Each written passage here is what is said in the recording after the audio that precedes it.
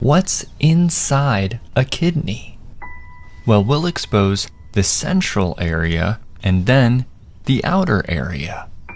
First, the center. See that white material? That's the area the urine collects before it leaves the kidneys through this tube. Well, now let's see what's in the outer area.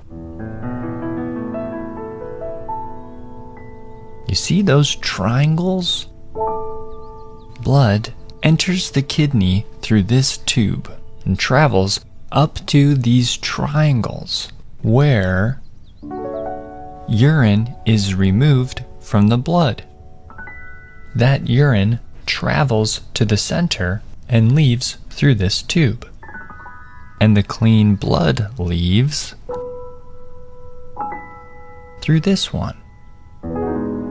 And that's what's inside a kidney.